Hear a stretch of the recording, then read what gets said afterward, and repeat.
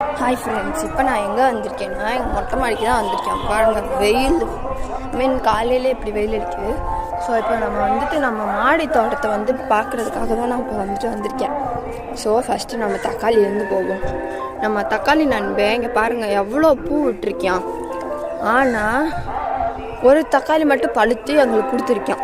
இப்போது பாருங்கள், இப்போ ஒரு தக்காளியா 2 தக்காளி, அப்புறம் இதுக்கு கீழே ஒரு தக்காளி இருந்துச்சு. அது இப்போ தான் குட்டியாக வந்திருக்கு.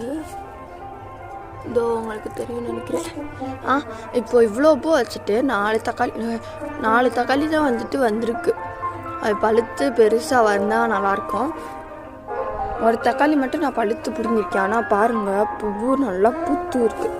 அடுத்து இங்கே வந்தால் நம்மளோட மாமரம். இது நாங்கள் என்ன பண்ணோம், பழுத்த மாம்பழம் இருக்குல்ல, அது சாப்பிட்டுட்டு அந்த கொட்டையை எடுத்து நட்டு வச்சோம். ஆனால் அது இங்கே பாருங்கள், நாங்கள் நினச்சி பார்க்காத அளவுக்கு எவ்வளோ கண்ணு விட்டு அது எதில் ஃபஸ்ட்டு இந்த மாதிரி வினோதமாக ஒன்று வந்துருந்துச்சு. நாங்கள் பிடுங்கி போடலான்னு தான் நினச்சோம். அப்புறம் விட்டுட்டோம். அதை என்ன வருதுன்னு நம்ம தான் பார்ப்போம் அப்படின்னு சொல்லிட்டு விட்டுட்டோம். அதுக்கப்புறம் பார்த்தா அந்த இதிலிருந்து 1 2 3 4 5 கன்று வந்திருக்கு. அப்புறம் இது என்னடா பக்கத்தில் முள்ளாக வச்சுருக்கீங்கன்னு பார்க்குறீங்களா? இது எல்லாத்துக்கும் தெரியும். தூதுவளை, சளிக்குனா சாப்பிட்டுக்கலாம். ஏதாச்சும் கோல்டு யாராச்சு புரிஞ்சிருக்குன்னா சாப்பிட்டுக்கலாம். அதுக்கு மட்டும் இல்லாமல் எப்போனாலும் சாப்பிட்டுக்கலாம். அதுக்கு மட்டும்லாம் இல்லை, தூதுவளை ரசம் கூட வைப்பாங்க. இதுதான் அந்த தூதுவளை.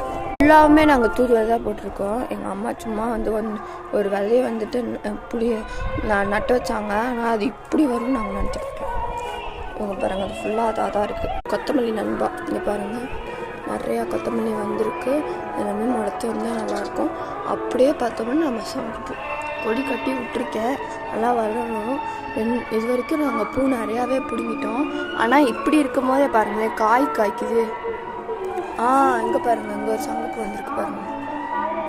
எனக்கு தெரிஞ்சு இன்னைக்கு ஈவினிங்கே வந்துடும் நினைக்கிறேன்.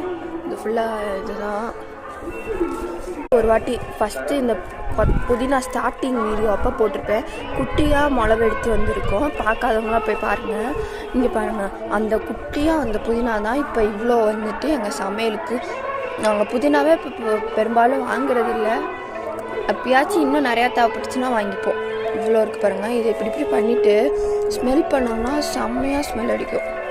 சரி, இதில் இப்போ தண்ணி ஊற்றிட்டு நான் எங்கள் வீட்டுக்கு போகிறேன். பாய்.